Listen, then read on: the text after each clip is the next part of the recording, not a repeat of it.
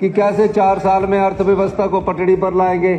इस साल हम अपनी अर्थव्यवस्था को 20% पटड़ी पर लाने में सफल हुए। ये व्यवस्था परिवर्तन के कारण ही हुआ है। 2027 में हम अपनी अर्थव्यवस्था को पटड़ी पर लाएंगे। आजादी के बाद का कारखाना पेप्सिको का इंदौरा में आया, हमारी नीतियां और व्यवस्था परिवर्तन के कारण, आपके कारण नहीं आया।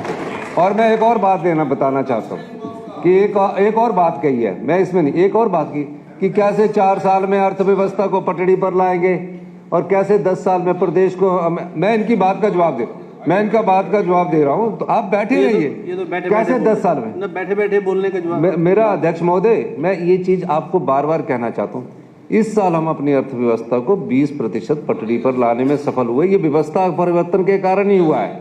और अगले 4 साल में हम अपनी अर्थव्यवस्था को 2027 में हम अपनी अर्थव्यवस्था को पटड़ी पर लाएंगे और अगले 10 साल में हिमाचल प्रदेश को हिंदुस्तान का सबसे समृद्धशाली और अमीर राज्य बनाएंगे। आप हाथ जोड़ रहे थे, मैं बता रहा हूँ मैं उसका जवाब दे रहा हूँ कि कैसे 4 साल में अर्थव्यवस्था को पटड़ी पर लाएंगे। इस साल हम अपनी अर्थव्यवस्था को 20% पटड़ी पर लाने में सफल हुए। ये व्यवस्था परिवर्तन के कारण ही हुआ है। 2027 में हम अपनी अर्थव्यवस्था को पटड़ी पर लाएंगे। आजादी के बाद का कारखाना पेप्सिको का इंदौरा में आया, हमारी नीतियां और व्यवस्था परिवर्तन के कारण, आपके कारण नहीं आया।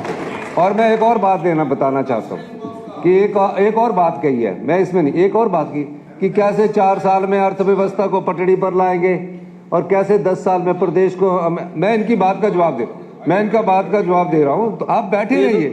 कैसे 10 साल में बैठे बैठे बोलने का जवाब। मेरा अध्यक्ष महोदय, मैं ये चीज आपको बार बार कहना चाहता हूँ। इस साल हम अपनी अर्थव्यवस्था को 20% पटड़ी पर लाने में सफल हुए। ये व्यवस्था परिवर्तन के कारण ही हुआ है। और अगले 4 साल में हम अपनी अर्थव्यवस्था को 2027 में हम अपनी अर्थव्यवस्था को पटड़ी पर लाएंगे और अगले 10 साल में हिमाचल प्रदेश को हिंदुस्तान का सबसे समृद्धशाली और अमीर राज्य बनाएंगे। आप हाथ जोड़ रहे थे, मैं बता रहा हूँ मैं उसका जवाब दे रहा हूँ।